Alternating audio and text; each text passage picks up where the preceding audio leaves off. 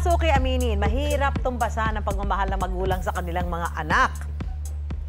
Pero dapat alam mo, ayon sa Milieu Insight Survey, ngayong taon, 66% ng Filipino working moms ay nahihirapang balansehin ang oras sa trabaho at family commitments.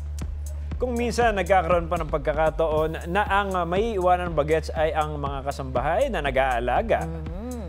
Sa isang viral video sa TikTok, pinapaliwanag ni Mommy Prax sa kanyang anak na si Marcos na kailangan nang bumalik sa probinsya ng kanyang yaya na si Ira. Kinalungkot naman ito ni Marcos dahil naging malapit ang loob niya sa kanyang yaya. Yan, naku, totoo yan. Nangyayari ho talaga yan. Para mas maliwanagan tayo sa usaping emotional attachment ng ating mga anak sa ating mga kasambahay, narito ang Suki Clinical Psychologist na si Juan Rafael Opsima. Rafael, welcome sa Dapat Alam Mo. Thank you po, Mami Shu and Wansho. Eto una, Suki Rafael, unahin muna natin. Anong edad ba na de-develop yung attachment ng bata sa kanilang mga nakakasama, gaya na lang ng mga kasambahay? Usually po, Mami Shu, no? Kapag kasi attachment, 6 to 9 months ng infant, nagsisimula na yung attachment.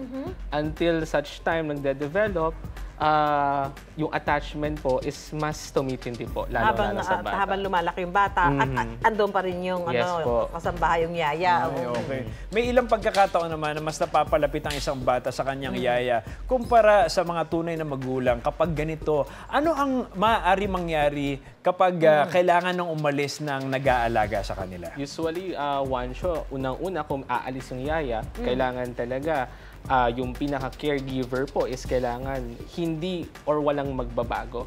No? Yung pag-aasikaso, yung pagpapakain, yung pagpapatulog, those are very important matter. Lalong-lalo na kung lumaki sa yaya. Kasi kukumpara no? Yes po. Eto, Rafael, ano yung dapat gawin ng mga magulang na busy para kahit paano hindi mapalayo yung loob ng kanilang anak at doon nga ma-attach sa yaya? Actually, the family po or yung parents, kailangan sila pa rin yung maging primary caregiver.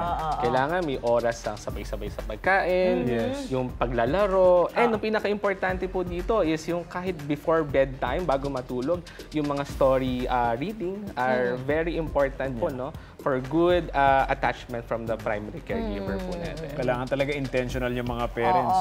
Pero ito po, kung na-attach na ang bata sa kanyang yaya, paano may iwasan ang pagkakaroon ng separation anxiety kung aalis na ang yaya? Ano ang dapat gawin ng kanilang mga magulang? Usually, Wansho, kailangan po talaga na kung aalis man yung yaya, kailangan ma-explain po na magulang and laging yung assurance na walang magbabago. Although, may mga times na tantrum si Iya, as long as consistent yung pag-aalaga ng magulang po, doon po, makaka-adapt at makaka-adapt. Makaka-get over din, Yes, yung bata. Tama.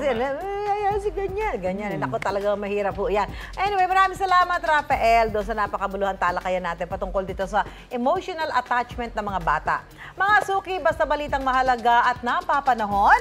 At makabuluhan at nakakatuwang kwento. May say kami dyan, mga suki!